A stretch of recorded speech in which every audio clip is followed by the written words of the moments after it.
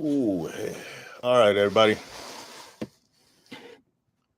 How's everybody doing today? Welcome back to the Caliber 8 Tools and DIY channel live. This is the chance that I get to, interact with the audience, interact with my viewers. And so come on in and let's talk. Let's see what's going on in the DIY world, in the tool world, and all of that good stuff. Okay. It's my second live, guys. So, you know, I'm working on it. I'm working on it. Yeah. So I was thinking today um, about the price of tools, the price of everything, really. You got inflation going on, and everything's pretty much going up and up and up, and how everybody's dealing with that. So if you come in, talk about shopping at some of the hardware stores, Home Depot, Lowe's, and tell me about what's going on with the prices there. Do you see any changes in the price? Of course, everything went up, right? But how much? What kind of projects do you are you engaged in? And you know tell me your experience on that.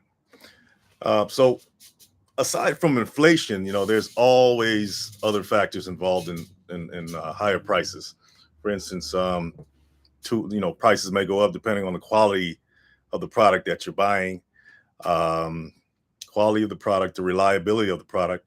There's this whole thing about cheap tools versus expensive tools, and they got different brands out there that pretty much testify to that, right? You got the main brands, the Milwaukee's, the DeWalt's. You got the all these other brands that are not as popular. So it's a lot of it has to do with the brand name, right? It's all brand name stuff. You guys know that. And sometimes, especially in times like this of economic upheaval, um, some price gouging may be going on. I'm not going to say any names, but that stuff happens out there. So it's one thing if you're getting a higher quality brand, yeah, we get it, but it's another thing if even that brand is like way out the park, right? Way out the park with prices. So come on in, tell me where you're from. Uh, Join the live chat. Introduce yourselves. I love to interact with people on my lives. Let's talk, see what's going on. Yeah. So yeah, what's going on in the world of tools, man? Prices going up, up and up.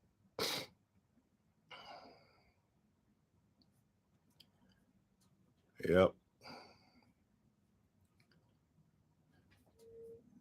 I know as far as businesses, it's an opportunity for certain businesses, like depending on um your cash flow management, right? Let's just say you're a business and you buy tools. You actually may want to hold off on buying cheaper tools because in times of economic upheaval, and you may find a business buying tools because they're cheaper, right? And just hoarding tools that they may never use. And in a sense, that's really not good cash flow management because if never going to use it and you keep buying these tools, you're kind of wasting money there. So you have another business that holds off on buying cheaper tools, right? And they'll go scoop you up, because you're in distress as a business because you didn't handle your cash flow right. You kept buying these tools and you never use them, but just because they were cheaper, you said, "Oh, let me go out there and grab tools." So you can do that as a business, and as an individual, you won't necessarily be affected as much, right? You can stock your garage with all kinds of stuff, all kinds of tools. So, yeah, there's different ways to look at it, right? So,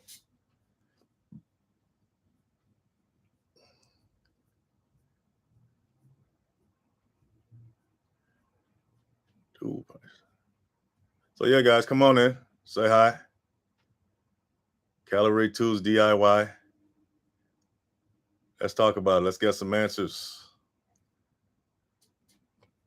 Let's give some answers. Let's see. I think I see one person here. Come on in and see what's going on. Let's talk about the economics of DIY, the economics of tools. That's what this channel is all about, right? Tell me your experience in the marketplace when it comes to shopping for tools. What headaches have you encountered? What surprises have you gotten when you see the price of tools shooting up? Well, everything's really going up, like I said. Inflation, another big thing, last couple of years, especially, you have that whole thing going on. Well, we all know what that is, and that caused a lot of upheaval in the market. And, shipments are more expensive. Supply chain issues have really caused a lot of upheaval in the market there. So supply and demand is like topsy-turvy, right? You got more demand than supply. So guess what's going to happen? Everything's going to shoot up, including tools. Okay. You got ships sitting out there on the water waiting to get in. And so there's a shortage, right? There's a shortage. And because of that, it's a seller's market. So everything's going to shoot up there, right?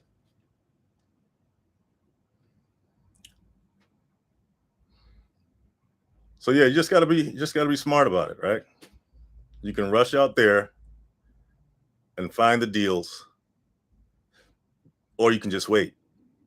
You can just wait. Me personally, because of what I do, because of the channel, I need tools.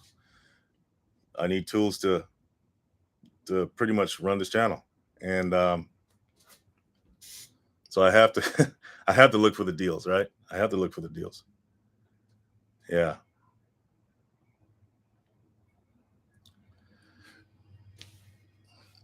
So guys, come on in. Come on in. Let's conversate. Let me see something here. Hello, Perry Girlfriend Notes. Perry Girl Life Notes. Hey, Perry Girl Life Notes. How you doing? Save the day, huh? Came into the chat. You took a moment to see the chat. Oh, that's fine. This is I'm just starting to get on this live stuff myself, seeing how it works out. So we're both in the same boat here. So how you doing, Miss Perry Girl? How you doing, Miss Perry Girl? Good. You doing any DIY projects? Any DIY projects you got going on?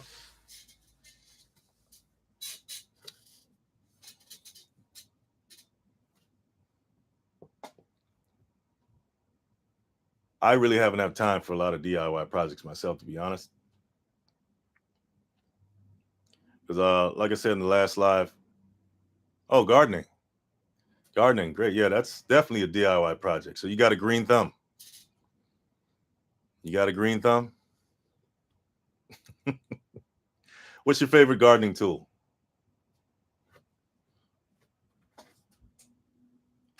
Yeah, spiders. Do spiders eat plants? Maybe some species do. Maybe some species do. I know they live around plants. I don't know they eat plants, but yeah.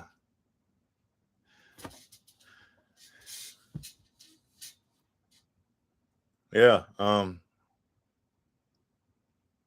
Yeah, but so what's your favorite gardening tool there? Since you got a green thumb. Shovel, I don't know, lawnmower. I haven't done a lot of gardening, to be honest with you. I have not done a lot of gardening. I know a little bit about the gardening tools, but let's see here.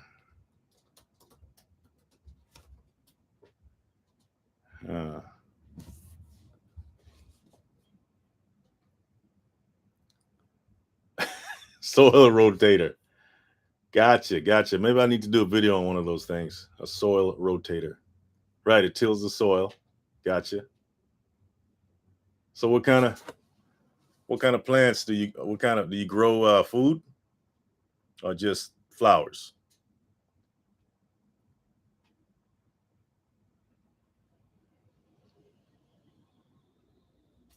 I don't know. You seem like a flower person. I'm getting the vibe. You seem like a flower person.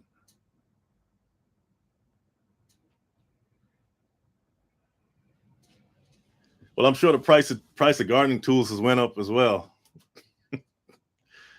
You know.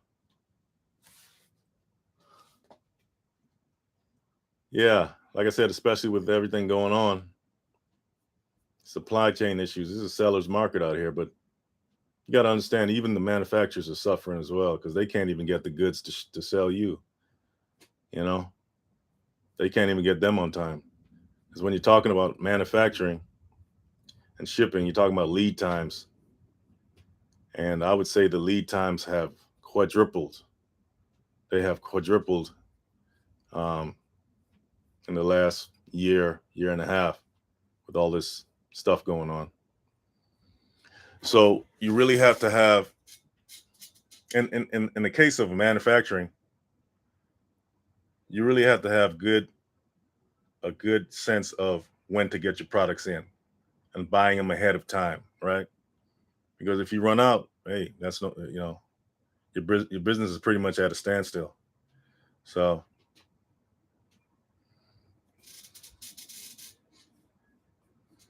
yeah,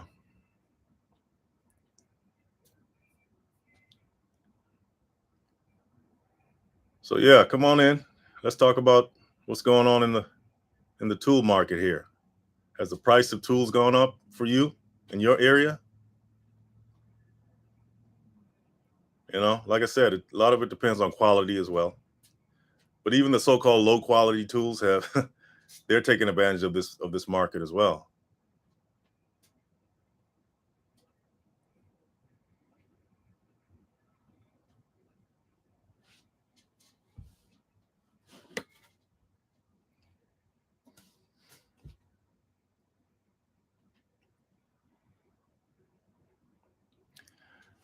Okay, so Perry Girl Life Note says she's into growing food to be healthy and cut the cost of organic foods. That makes a lot of sense. But in the city, a lot of people don't even have the space to grow their own food, right? So they're kind of trapped.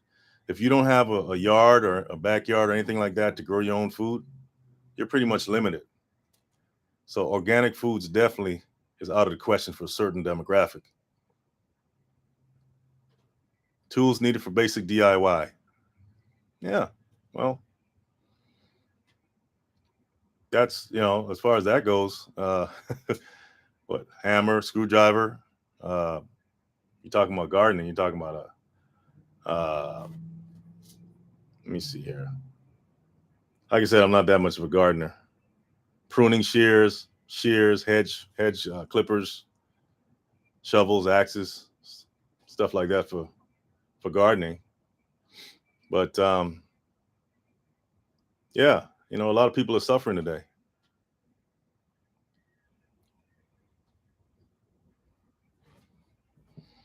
Mm,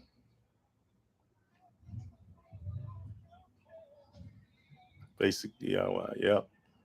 But I believe everybody should have a basic DIY kit.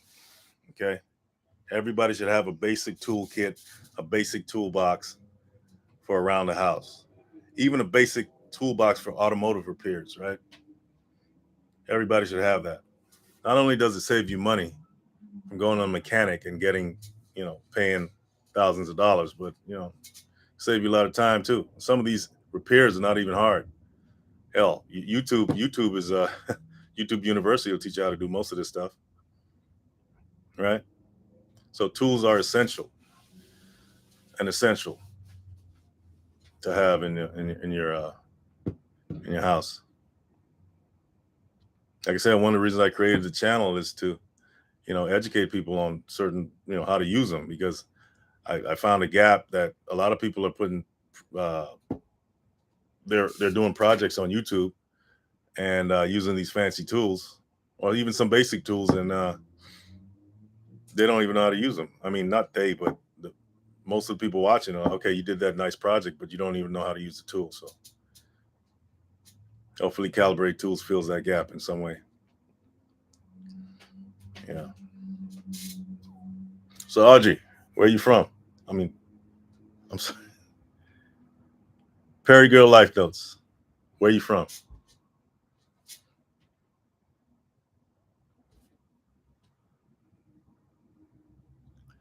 Uh, yeah, list of basic tools for beginners. I would say hammer, drill, um,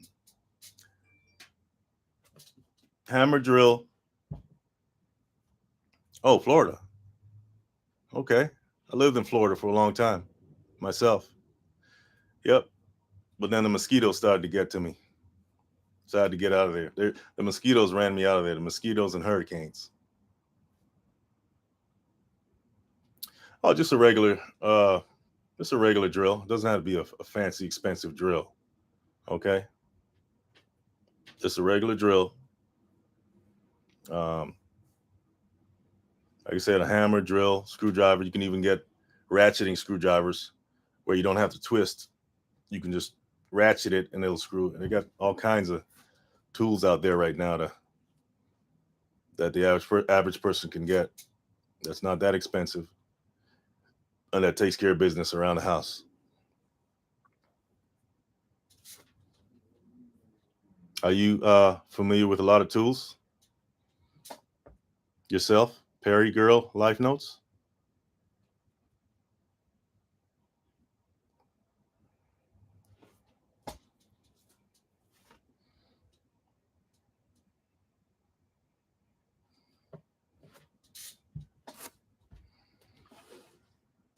We're having fun here, Perry Girl Life Notes. Just you and me in the chat.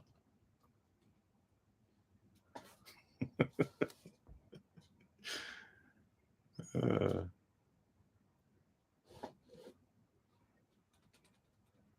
yeah.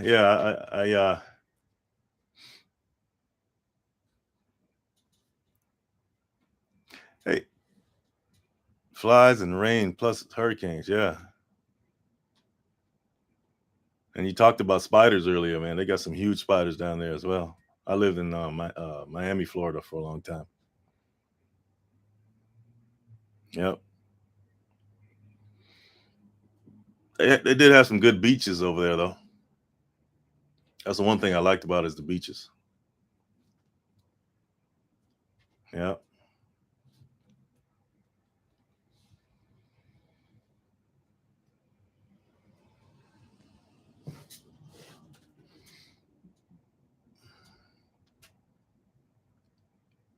Oh, your dad gave you basic skills with some tools. Okay, that's the kind of dad I'm talking about. He gave his he gave his little girl some skills. Was he a uh, handy guy himself? Your dad, was he handy with tools? What did he do? What'd your dad do? I take it he was a handy guy. Because any dad that keeps that gives his daughter some skills with tools, he had to be kind of handy. I said he fixed everything, huh? Yeah, he's one of those guys, Mister Fix It. Yeah, I kind of learned from my pops too. You know, he was an accountant, but he was also a very handy guy. You know, he built brick walls. He fixed on cars. He did a lot of things. Oh, he was an electrician. Oh, yeah, he was a skilled tradesman. That's right. His toolbox was massive. I bet it was. Was it taller than you? Or was it just one of them big, giant toolboxes?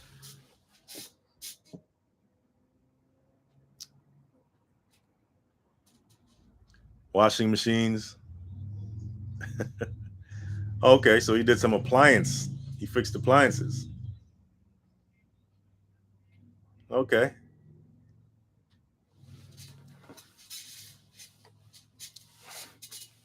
Yeah, this is interesting here. This doing this live stuff. I guess I got to build up. He had several toolboxes. Wow. Yeah, like I said, my pops, he was a handy guy, but I don't think he had like several toolboxes. After all, he was an accountant, so his toolbox was more a pen and his head. And hey, that's not an insult to the tradesman. You got to use our heads too. So do you live in Florida now? Perry Girl Life Notes.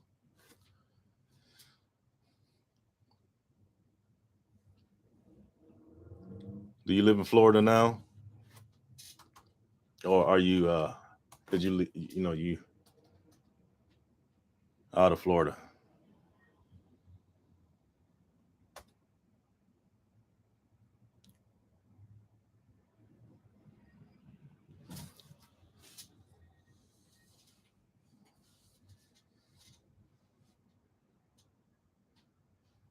Like you said, you had to get out of there, huh?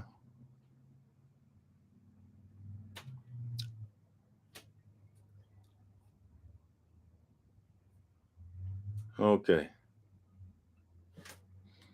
Hey guys, come on in. Come on in. Oh, you left Florida years ago, just like me.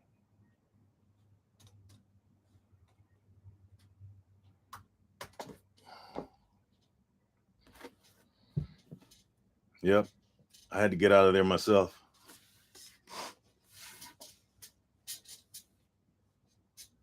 So when was the last DIY project you did? Perry Girl Life Notes. When was the last DIY project that you did?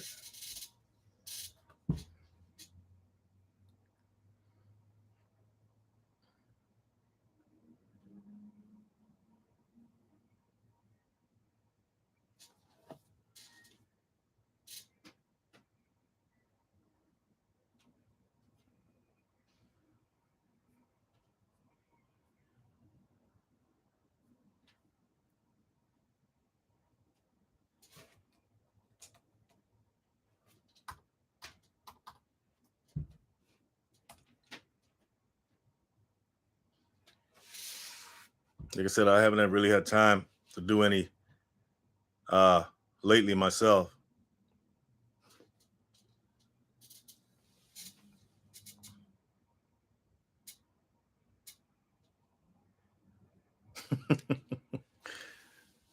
I hear you. I hear you. Those bad roads, right? Nothing to play with, man. You have your car in the shop every other month.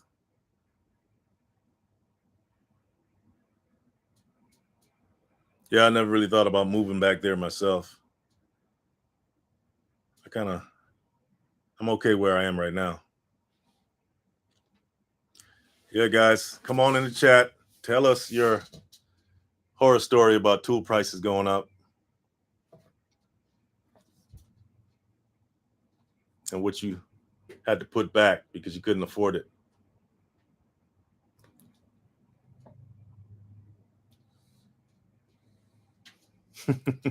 You MacGyver stuff in your business office. So you're a little MacGyver, huh?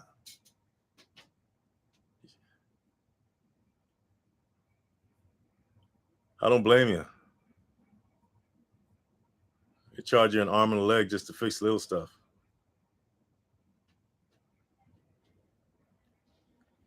But sometimes you do have to call in the pros, right? Sometimes you got to call in the pros.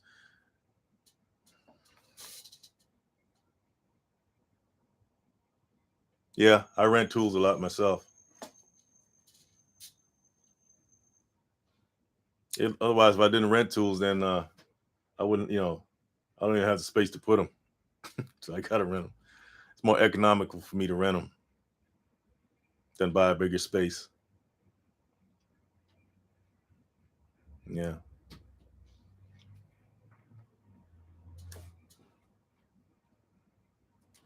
Yeah. Calling the pros are typically the last option. Yeah. If you can avoid it, avoid it. It's all about education. Educate yourself on how to use this stuff. Educate yourself on how to use tools. Educate yourself on some simple DIY fixes. Okay, they're not that hard. All you gotta do is watch the Calibrate Tools DIY channel.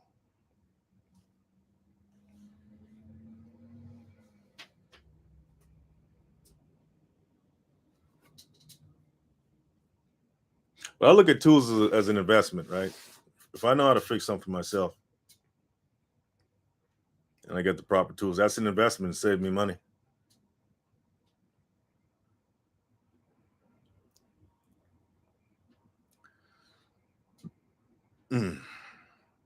Absolutely saving you money if you know how to fix things. Like I said, it's not that hard today. All you gotta do is go online, go on Google, say all about education. I'm all about education. Oh, YouTube is full of DIY videos.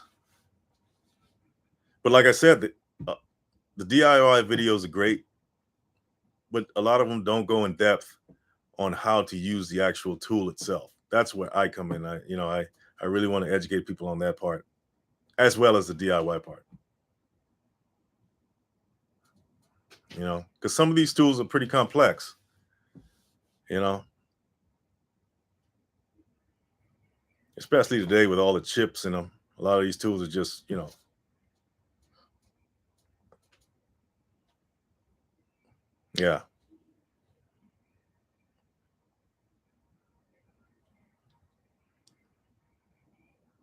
But like I said, it's you build up your arsenal. You build up your tool arsenal, right? I think everybody should have an arsenal tool. Like you said, the basic tool kit. Your hammers, your drills, your pliers, voltmeters. Thinking to build a planter for apartment living. Oh, okay. So when you say a planter, Perry Girl Life Notes, what exactly are you talking about? Something to grow your own food?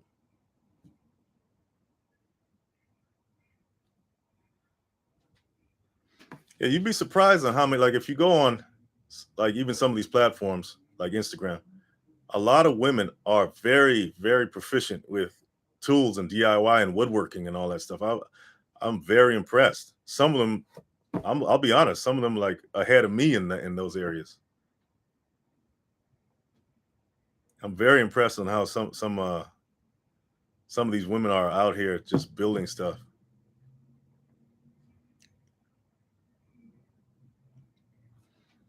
Yeah, growing your own food is, man, that's if you got that skill.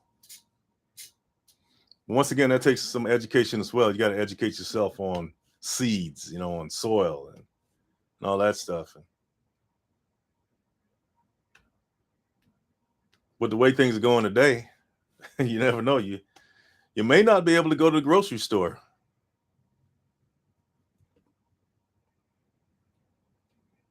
Wood tools. When you say wood tools, what do you mean, Perry Girl Life Notes? Talking about woodworking tools?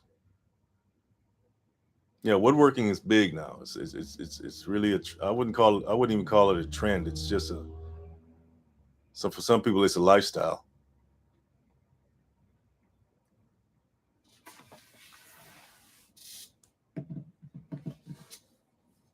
Well, if you're gonna make a simple planner, I would say the probably what you need is a hammer, nails, probably some wood screws, and a drill. If you don't want to hammer something in, maybe some wood glue, and to seal it, some something to seal it up. Like I said, the wood glue or something like that, and you just throw dirt in it. You got more experience gardening than I do.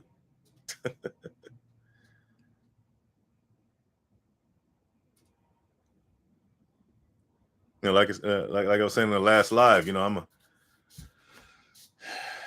more on the welding side, the industrial type of work, manufacturing. We could talk about welding all day, even trucking. but I'm an overall tool lover. I see tools as an extension of you, an extension of the human body, an extension of the mind. Be able to manipulate the universe, manipulate the physical environment to make it do what you want to do. That's how I look at tools. Of course, I got a video on voltmeters. That's one of the simplest electrical tools that you can have as just a regular person who knows nothing about tools. You can test circuits, you can test your wall sockets, you can test anything electrical with a voltmeter to see if current is getting from one side to the other. And if it's not, you know something's wrong. So yeah, I think everybody should have an overall understanding of the different aspects of their home, plumbing, electrical, like you said, gardening, landscaping, that area, all the different tools it takes to for the upkeep of your home. You want to change out your electric. What electric you want to change out, Perry Girl Life Notes?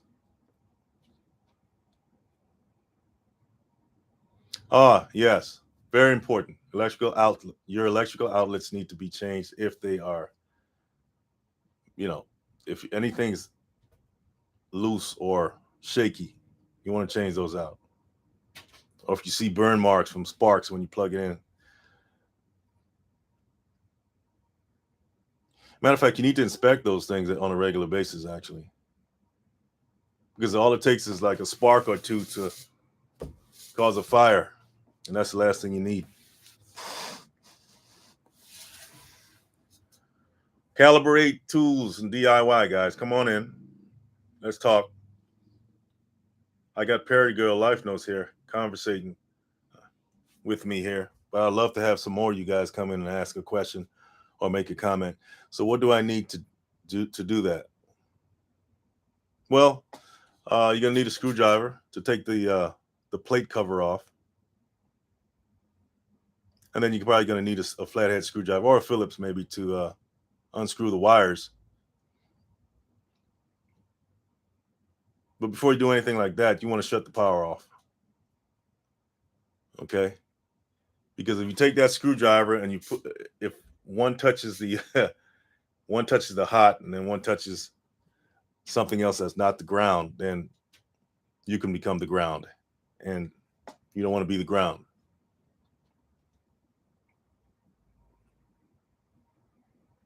Yeah, so you would go out and you would want to shut off the power. Go outside, shut the circuit breaker off, or if it's in the house, shut that off.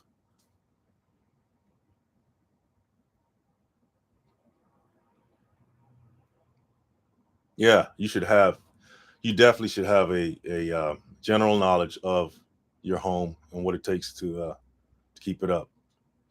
Like I said, electrical, plumbing. One of my most popular videos is how to use a paint sprayer. A lot of people, they want to paint and they go hire a painter, but all you got to do is buy a paint sprayer. It doesn't have to be a big one. It can be a small handheld paint sprayer, and you can paint your house, a room, or walls.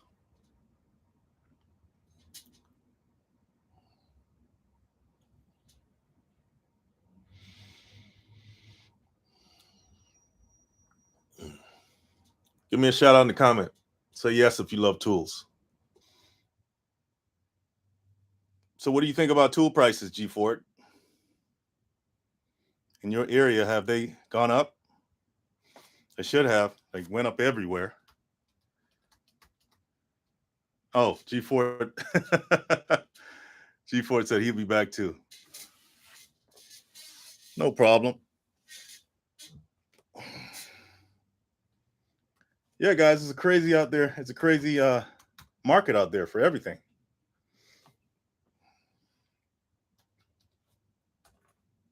It's a crazy market out there for everything.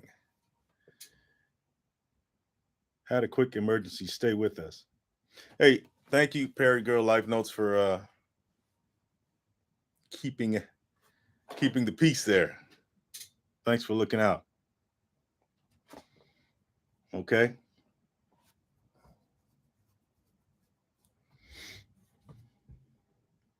So what are the real causes? Like I said, what are the real causes of price increases in tools?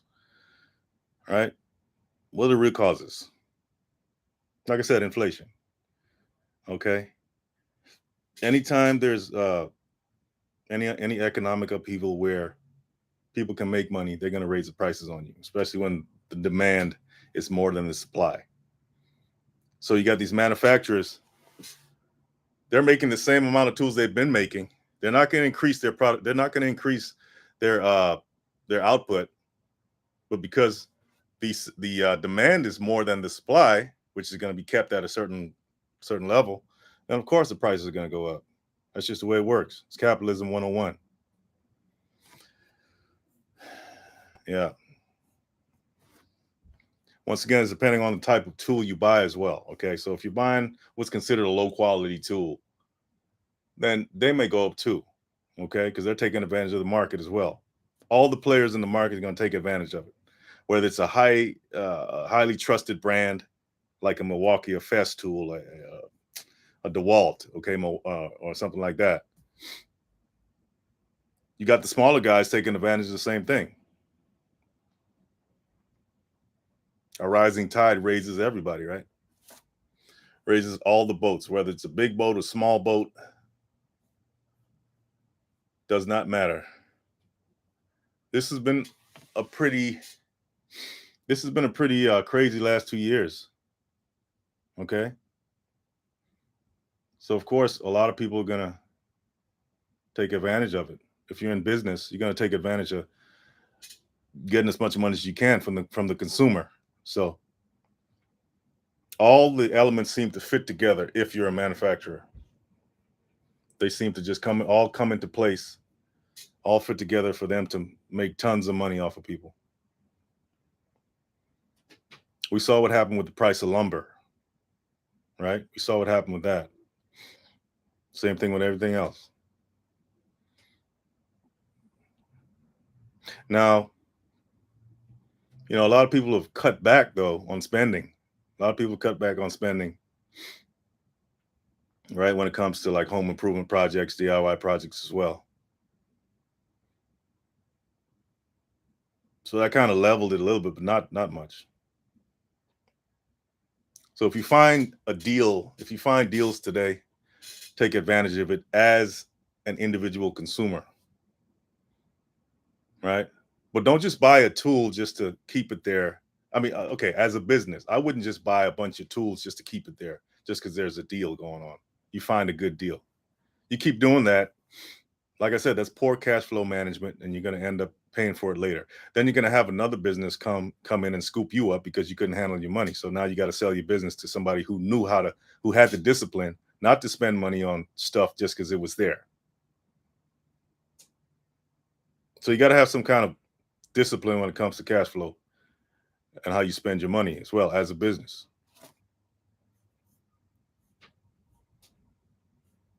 Okay.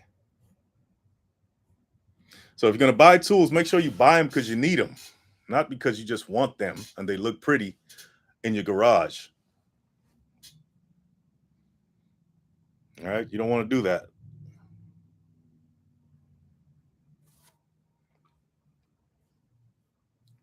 All right. Come on in the chat, guys. Tell us who you are and where you're from. And what have you learned from the Calibrate Tools DIY channel? Have you learned anything? Am I doing you a service?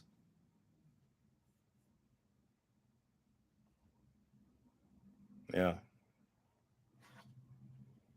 Perry Girl Life Notes. You still there? Thanks for looking out for me, Perry Girl Life Notes. I should make you a moderator. First time on the live, guys. Actually, second time doing the live.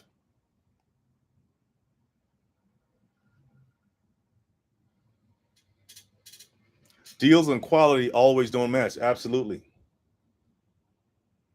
Just because it looks like a good deal doesn't mean it's good quality. And sometimes the quality is actually worth the price. Because when it comes to creating a new product, there's a lot that goes into that. if you're really creating a quality product, there's R&D, research and development that goes into it. There's testing, there's all that stuff that goes along with that. That costs money. Not to mention the parts. If you're going to get higher quality parts, not just some cheap plastic that's going to break when it hits the ground, then if you want something like that, you can get it. Or with bad electrical connections, stop working in 2 weeks. And you got to throw it away and get a new one. So you end up spending more money anyway than if you bought a quality one. All right. So you can't always look at the price and say, "Oh, I'm getting a deal." Yeah, you may be getting a deal for 2 weeks. You ever bought those um, phone accessories from 7-Eleven or something like that? How long do they last? Maybe 2-3 days at max, right? Now, if you're just doing a simple DIY project and you're not really into DIY and you just need to get something done, hey, I get it. You can buy a cheaper tool that you're not going to use. Maybe you're probably going to use it maybe once or twice. So it's going to take longer for it to break down. But if you're using this stuff day in and day out like I do, you want a quality tool. I had a tool that fell off a ladder, and it was actually a trusted brand name tool, and it stopped working. It was a drill. Now, but that drill's been around for a while. Okay, that drill has been around for a while, and took it apart and connected. It was two connections that came apart upon impact. I'm assuming it came apart upon impact, and reconnected it, and the drill works fine. Okay, it didn't crack. None of the parts cracked or anything like that. Just a loose connection inside the drill. I put back together again, and the drill worked fine after that. So yeah, when it comes to quality, you can't skimp. You can't skimp on quality, right? You can't negotiate down quality, right? I mean, because you're talking about time. You're talking about time saved, right? Replacing tool after tool after tool. That's just cost you more money in the long run. So that's how you got to look at stuff. You end up paying for that deal you thought you got. You end up paying for it in the long run.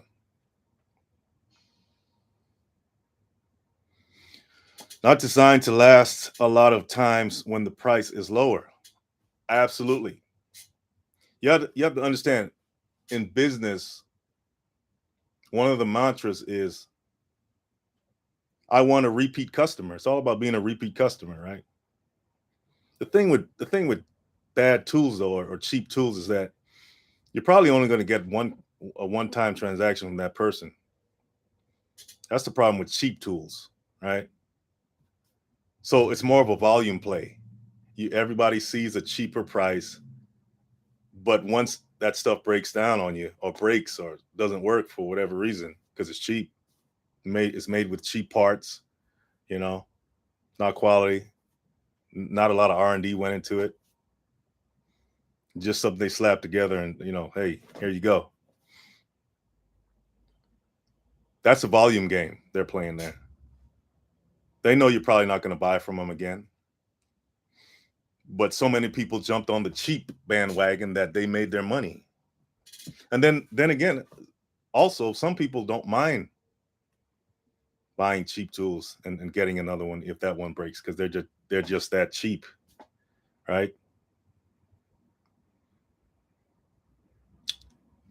But if you want a lifelong customer, you want to create quality products, you want to create quality tools, okay, that's going to last long,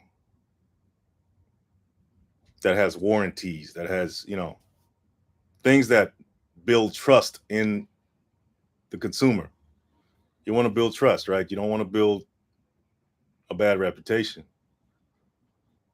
right?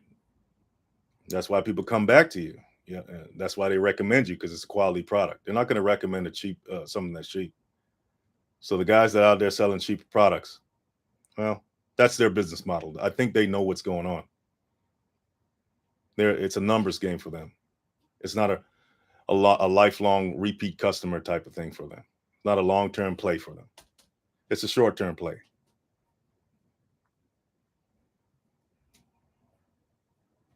You know, I use tools all day long, all kinds of tools, right? And I can't tell you how much a quality tool is like a godsend, something that's godsend. Because you can't get anything done with cheap tools too long, especially if you're working on big projects.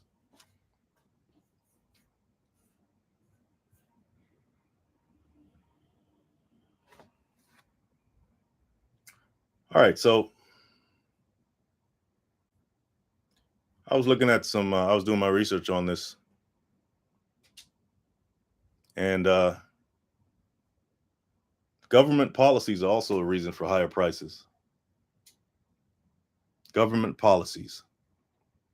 How do you pick a quality tool? Well, you're not going to know really what's a quality tool unless you use it for a while, right?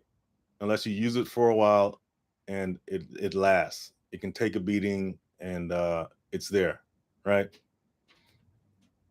And then of course you're going to go off of brand names, trusted brand names that are out there, that are known for that stuff. You can do your research, you can do your reviews. You know, a lot of people talk about Ryobi and they as bad, but I think Ryobi has improved over the years, you know, compared to say like like a big brand like Milwaukee or a DeWalt or something like that. And then you got your mid-tier ones like Rigid and what's the other one? Then you got your really high price like Festool, you know, that are just ridiculous, but their quality, they're known for like really high quality. Are there brands you kind of lean towards? Well, yeah, I mean, if I'm just doing a demonstration like on YouTube, I don't really, my goal is to show this channel is not really pushing brands like that. Okay. So when I'm about tutorials, so I can use pretty much anything, right? Just to show you how to use a tool. But if I was pushing a brand, then, they're pretty, you can talk about Milwaukee or a DeWalt or, like I said, a Festool.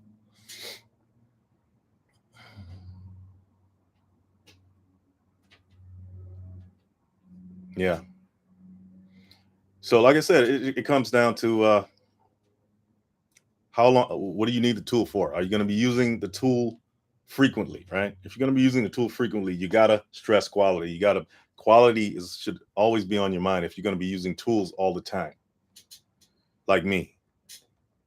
Day in and day out, I'm using tools. Okay.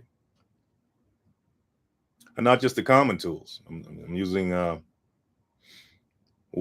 tools in the welding industry. I'm using tools in the fabrication industry, that are known for fabrication and stuff like that. So, yeah. Yeah, Festool. Festool is a brand.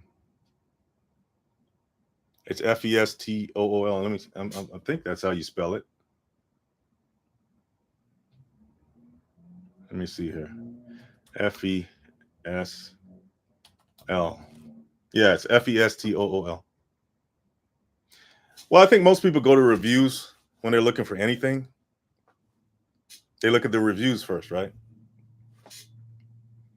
Or if they know people in the industry, then they're taking their word for it. Or if they see what they use, then they go for that. But starting with the reviews is definitely not a bad start.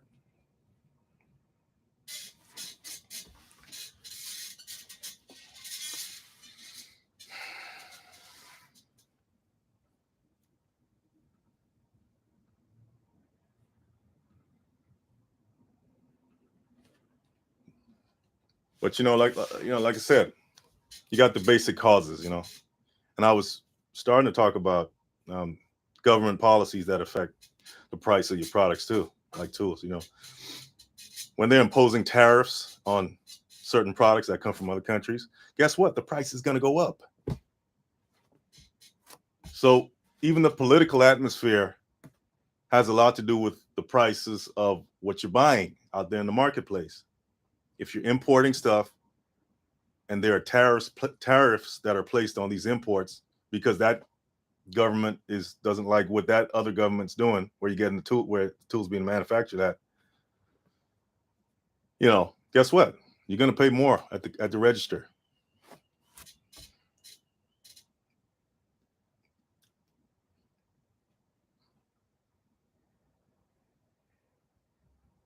You're going to pay more at the register, guys. So it's multiple factors you got to kind of look at the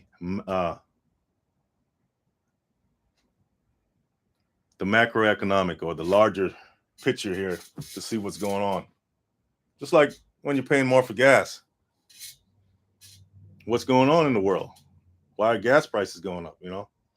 Because the price of oil is going up, or they may have put sanctions on a country that we import oil from. I don't know. It's it could be a myriad of reasons why your price is going up. They can be going up because you don't have any money. You got a pay cut. It's all kinds of reasons, right?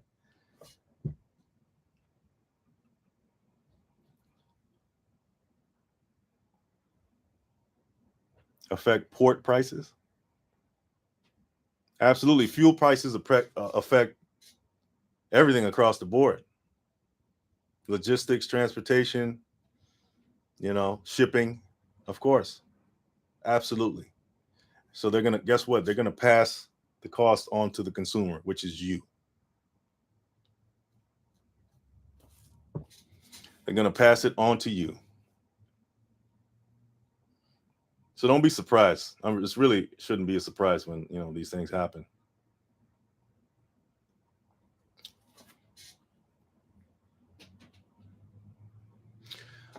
Let's talk about R&D. I mean, another reason tool prices may go up is because the really innovative tool companies are trying to make better tools all the time. They're trying to make the last version not a relic of the past, but they're trying to one up themselves and make a better version. The next iteration, right? So, like for instance, the car you're driving right now. Next year, it's going to be a car with different. It's going to be a different iteration of it. It's going to, as far as tools, they may make stronger tools. They may concentrate on a feature that costs more money to put into the tool, right? So innovation is also another reason prices go up. Costs money to innovate. Do you think flooding the market with a particular type of tool lowers the price or increases the prices? It would probably lower the price because you got more supply. Anytime there's more supply, the prices go down because it's more common. The value, it kind of lowers the value a little bit. It's kind of like inflation, right? When the market is flooded with money, and when money is being printed by the government, pumped out, guess what? Price is going to go up.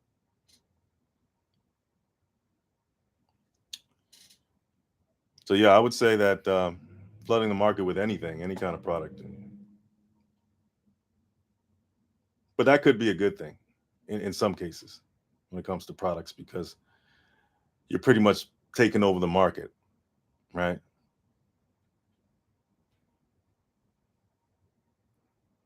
Which is what a lot of businesses.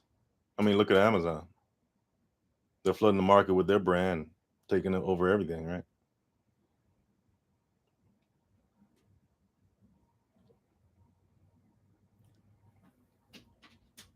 I like your questions, Perry Girl Life Notes. Makes us think here. Makes us think. So you got innovation, right? You got innovation, which, like I said, is is what they put into developing stronger tools, more innovative tools. That raises the prices because once again, if you're adding features that weren't there before in the last version, those features are more expensive, all right, then guess what? The price is going to go up. As a trusted brand name, they can raise their prices anyway because they've established a relationship in the market where they're some of the best tools. Quality suffers. What do you mean quality suffers, Perry Girl Life Notes?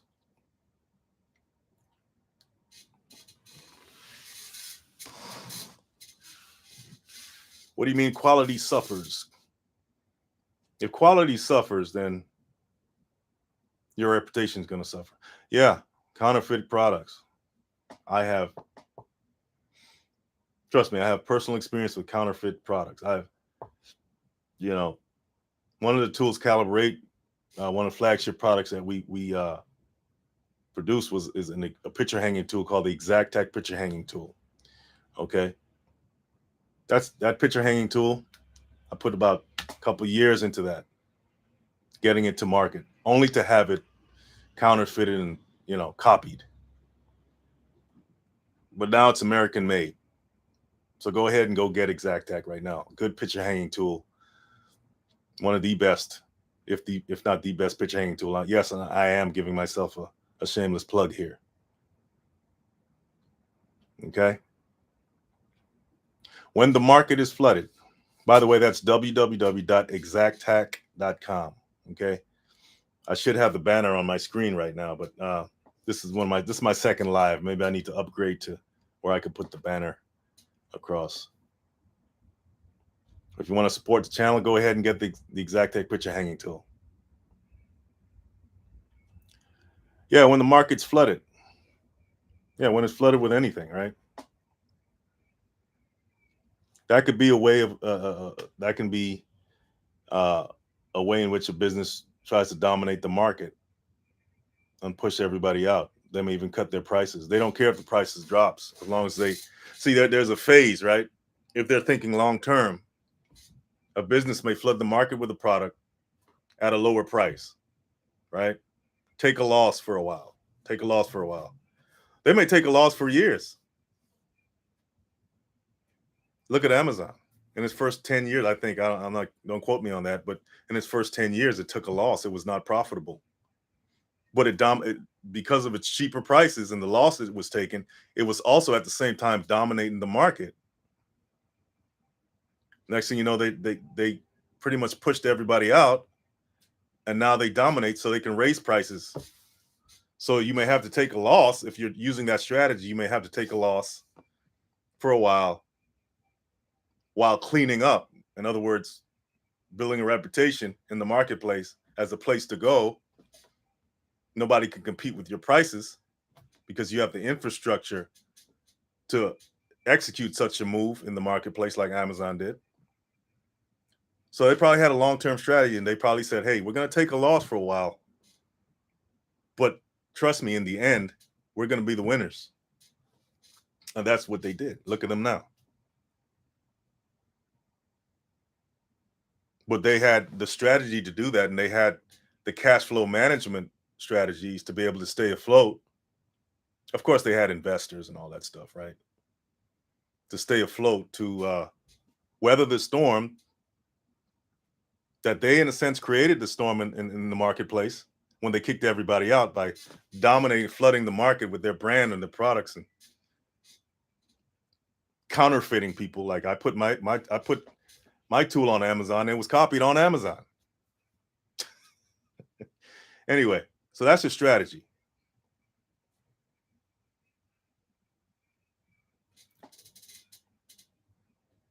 Not shameless, necessary. Oh, you're talking about shameless plug. Yeah. Well, I agree with you on that.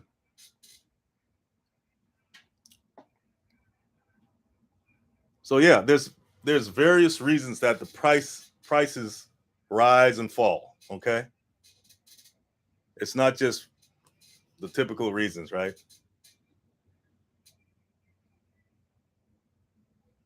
Some of the companies, they have to raise prices in order for them to stay afloat because of circumstances beyond their control. Right? Price of oil goes up. Well, they buy the oil at a higher price. They got to sell it to you at a higher price if they want to stay afloat, you know? Or if you want to compete with another company that's undercutting you, you know. So there's various reasons that prices go up.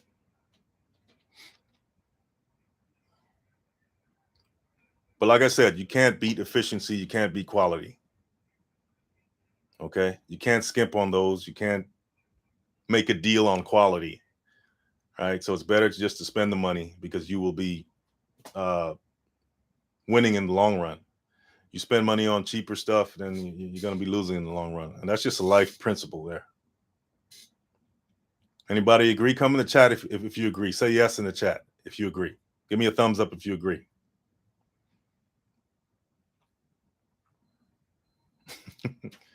If you can't find your thumbs up emoji, just say yes. I agree. Quality rules, right?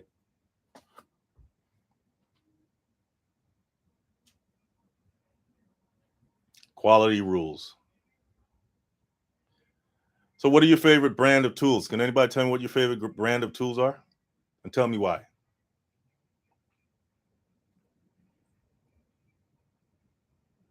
Tell me what your favorite brand of tools is and tell me why.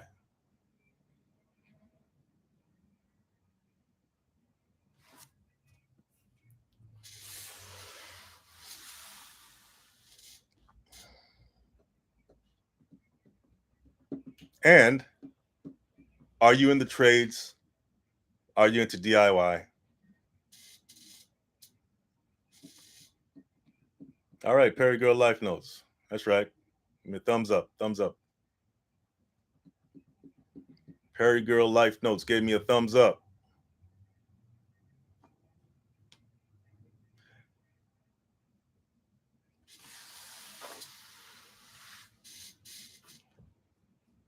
Do I make sense, guys?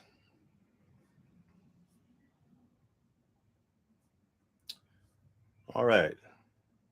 I like Milwaukee. I use a lot of Milwaukee tools, but look out for Calibrate Tools brand. Okay.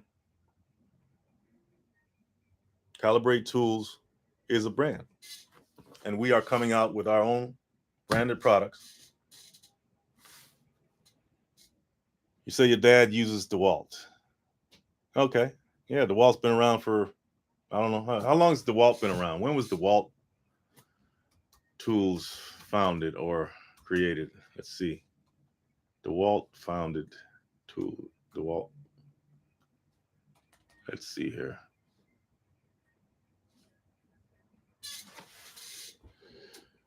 DeWalt Industrial Tool Company is an American worldwide manufacturer of power tools and hand tools for the construction, manufacturing, and woodworking industries, as well as home crafts people.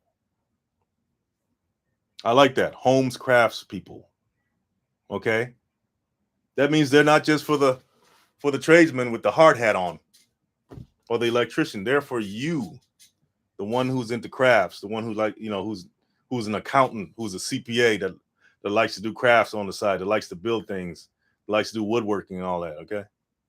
They've made sure they put that in there because that's a big market, by the way. Home Depot, most of their, well, a lot of their customers, I don't know what percentage of that would be interesting to find out what percentage of Home Depot's customers are not tradespeople. It'll be interesting to know that difference, right? So DeWalt Tool Company, those DeWalt tools you buy, DeWalt was founded in 1924, guys. They're almost 100 years old. Still around, still going strong. 13,000 employees. Oh, they actually own Stanley Black & Decker. They own Stanley Black & Decker. They're the parent company. So a lot of times you think these are separate companies. No. The big guys, the big whales that have been around for almost 100 years, like DeWalt, they created a lot of these brands under them that you know now.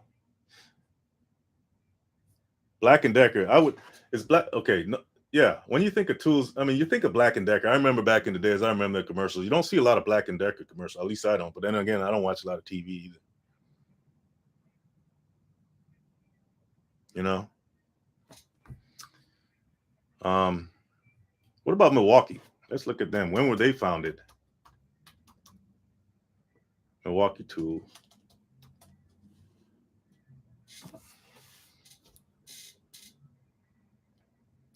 Yeah, Milwaukee. That's interesting. DeWalt and Milwaukee were founded in the same year, 1924. They're almost 100 years old. DeWalt has 13,000 employees, and Milwaukee only has 5,500 employees. Interesting.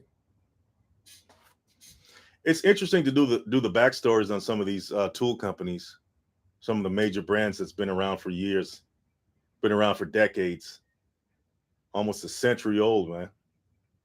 Headquarters in Brookfield, Wisconsin. Ryobi.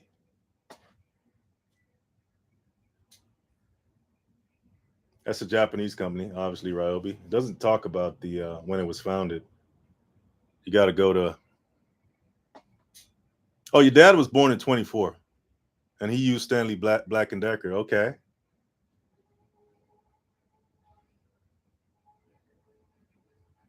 It's funny. Ryobi, the tool brand, the manufacturer, is a Japanese company, and it was. It's funny. It doesn't wait. Oh, it does tell you. 1943, so it's 78 years ago. Not quite as old as DeWalt and Milwaukee, but it's it's been around for a while. 1943. Okay, so almost about 20 years after the other ones were founded. If you notice, Ryobi really they're one of their big product lines is like garden tools. So you were talking about garden tools. We were talking about garden tools earlier. Perry Girl Life Notes. Like if you go to Home Depot, you see a lot of Ryobi tools in the garden tool section. So that's their niche, one of their niches. You don't see a lot of Milwaukee garden tools or DeWalt garden tools. They kind of stick to the construction, industrial type stuff. Ryobi. So Ryobi said, okay, they probably said to themselves, we're gonna go over here and we're gonna compete in this area. We're gonna dominate this area. And they're still around. They're not trying to be the best high quality drill or high quality you know reciprocal saw or anything like that. They want to be the garden tool people. They want to be the cheaper alternative. It's you remember Hyundai? Remember the Hyundai brand car? Are Hyundai still around or did they change?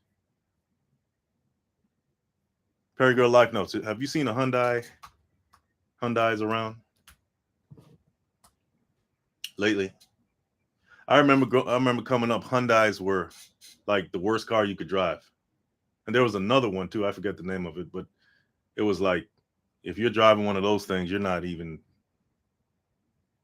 You might as well just go hide somewhere. But over time, they started improving.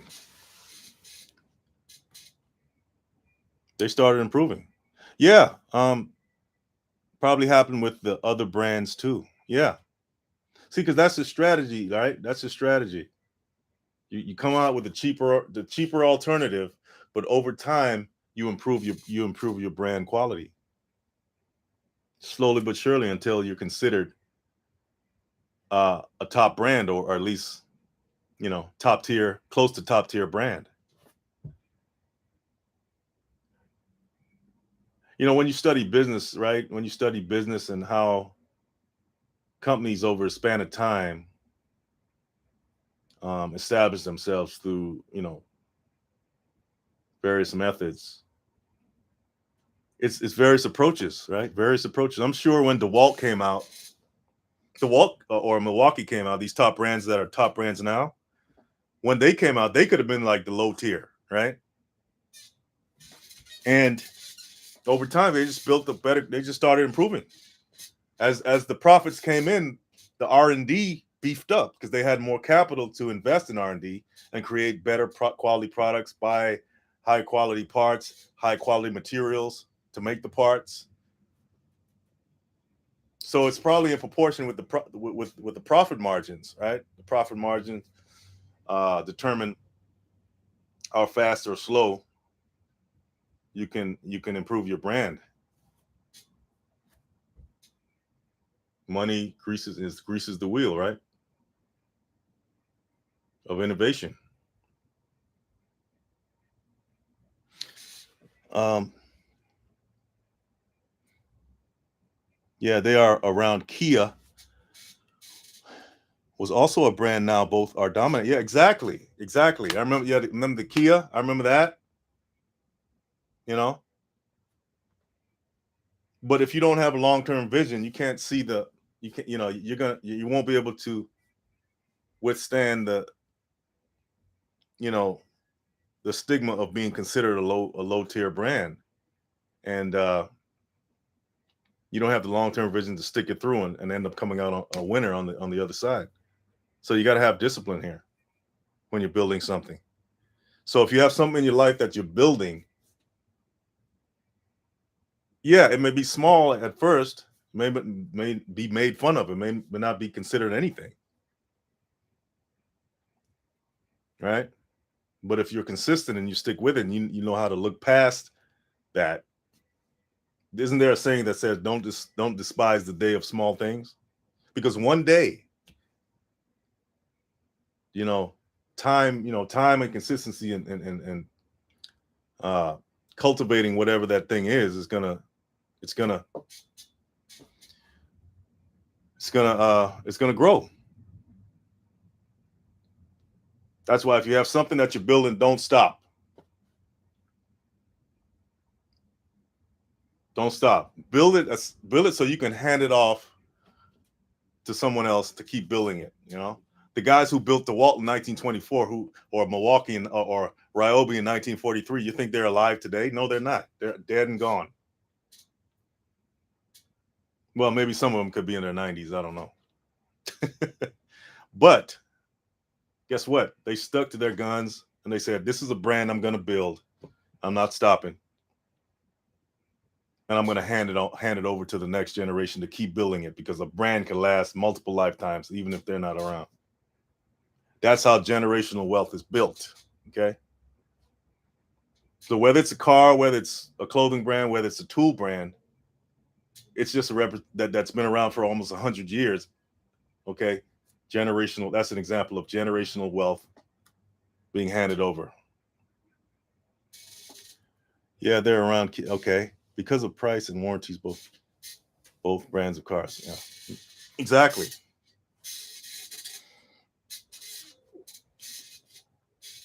So yeah, innovation, inflation, brand names.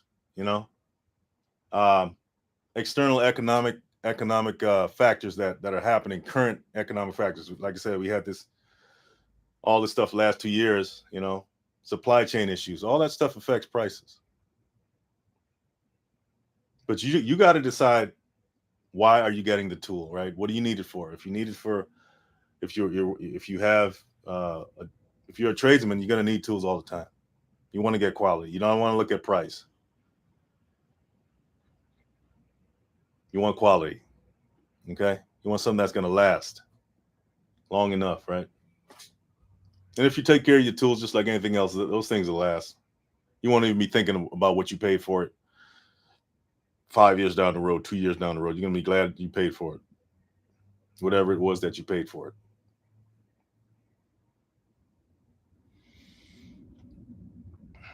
Come on in the chat, guys. Perry Girl Life Notes is the only one in the chat. I want to hear from some more of you guys. I want to hear from some more of you guys. Tell me what you think about the channel.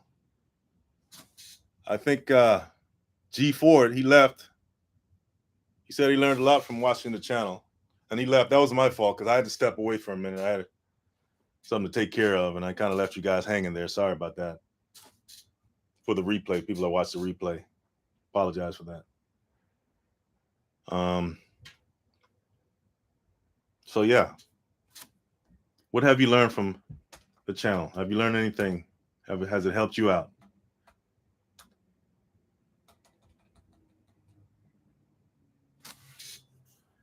All right.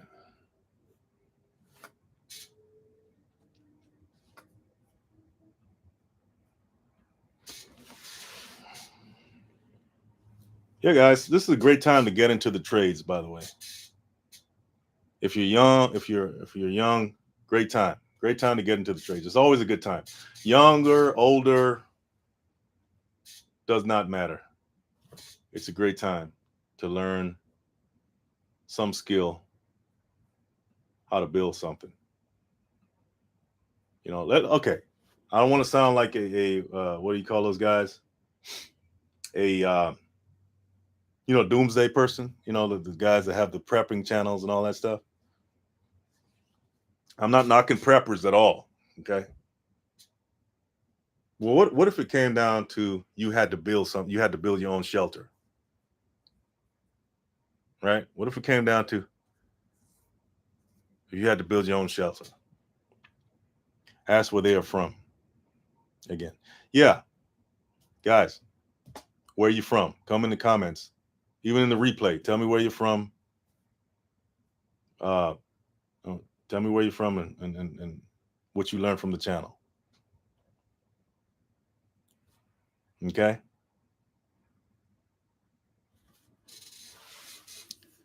Tell me where you're from and what you learned.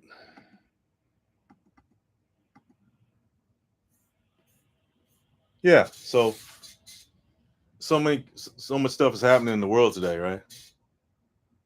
You got stuff going on over there in Russia, right? Ukraine and all that stuff. That stuff can happen here too. And the people that are going to be prepared to protect themselves are the people that know how to use their hands, know how to build stuff, know how to build shelters, know how to fix cars, know how to, the electricians, the plumbers, the HVAC people, all those people. You're going to be looking for them. The construction workers, the handymen. When stuff hits the fan and stuff needs to be fixed and the whole infrastructure has gone down, guess who you're going to call? The truckers to get stuff to you, to the supermarkets or whatever. These are the people these are the backbone of any community. Of course, you got the number crunchers. You need those people too, right? To keep the businesses running. But are you going to call a number cruncher when stuff hits the fan? You would pay attention to the three little pigs when planning. What are the three little pigs? Perry Girl Life Notes. What are the three little pigs? Please educate us.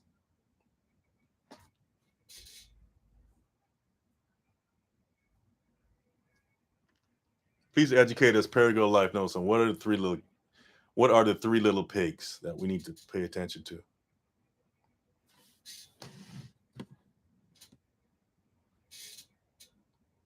When building a shelter,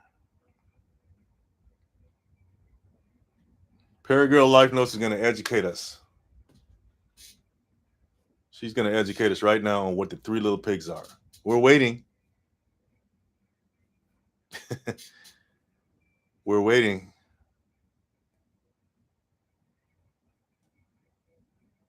Yeah. So like I said, when stuff hits the fan,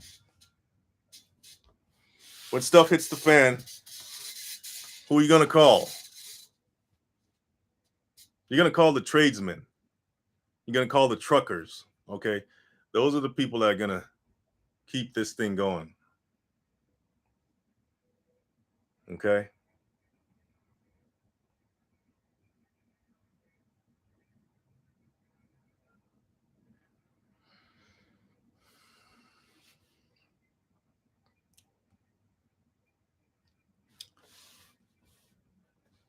Yeah. So, okay, how long we been on here, guys? Hour and a half.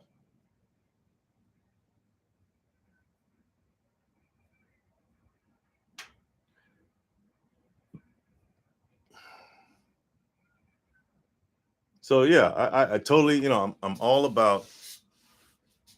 I am all about educating the youth, adults,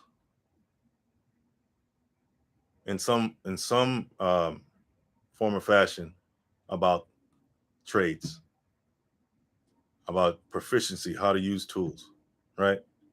So I remember coming up, that was a big thing for me.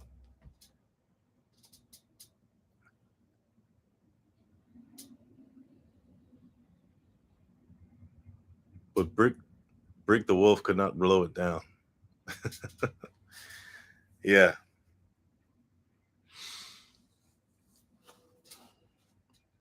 yeah. You got to build a solid foundation, and you can't build a solid foundation with cheap tools. You got to spend that money, right? What? Ask yourself this question: what's the purpose of money? What is the purpose of money if it's not to buy quality? If it's not to exchange it for something of quality, right? If you pay for something that's not quality, you're pretty much wasting your money. And that money represents the time and hard work you put into actually making that piece of paper, those dollar bills. So pay for quality, right? Pay for quality.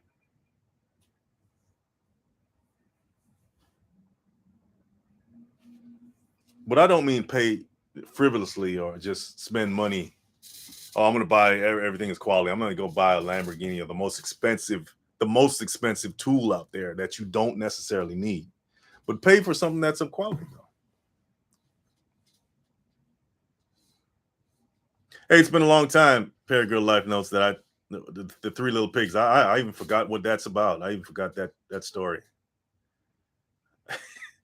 I even forgot what that story is about. To be honest with you, you know, yeah, look at the economic, the broader economic environment. Understand what's going on, why prices are going up, and just decide whether you want to spend that money or not.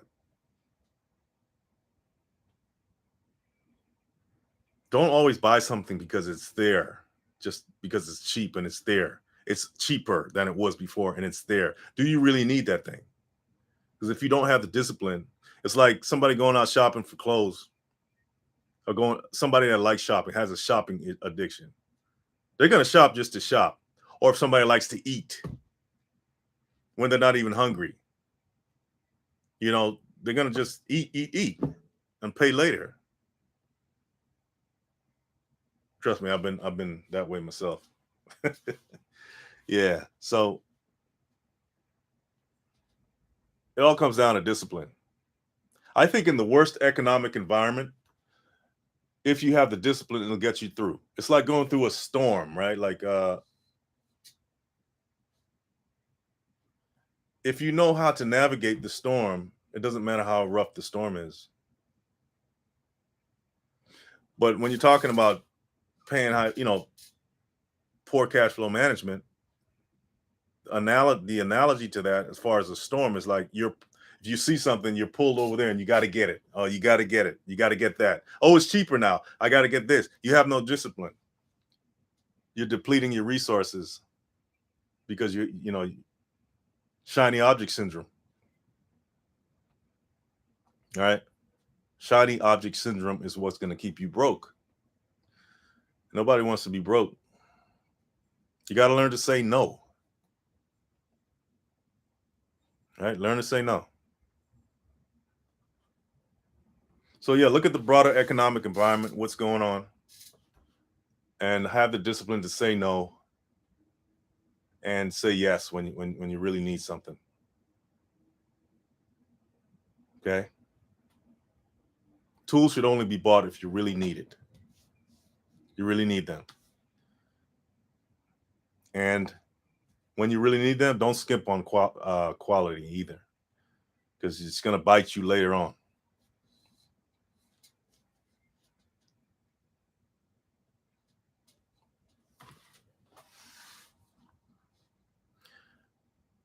Hi guys, I just want to come on here and talk about that subject. I was thinking about that earlier this week, and I wanted to get on here, and since it's my second live, I want to come on here and kind of share my thoughts on that. And hopefully more of you guys show up in the chat and converse and give me your opinion on things. And I hope you're learning something from the channel. Try to put out good content every week, and I'm going to be doing these lives every week as well. So just to invite, I want to meet you guys. I want to meet you guys on the lives, not just talk to you through a recorded video. I'd like to meet you guys and converse with you and learn some things as well from you. I don't know everything, like I always say. I'm always open to learning stuff, and as long as we can respectfully disagree, or you have something to say about the content that I put out that you may not agree with, or you have something to add, feel free to come in on the lives and we could talk about it in front of everybody so everybody can learn. I always, I don't have a problem with people coming on in the comment section of the videos and disagreeing, but just do it respectfully. Do it respectfully, and we could have a great conversation, because it's all about conversation. I'm all about everybody learning something from the content, even these lives, right? I'm learning something. I learned something from Perry Girl Life Notes about 3 little pigs. I used to, I heard about it, but I got to look it up again.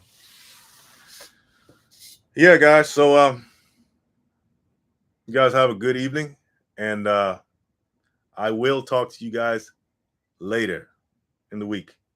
Have a good one.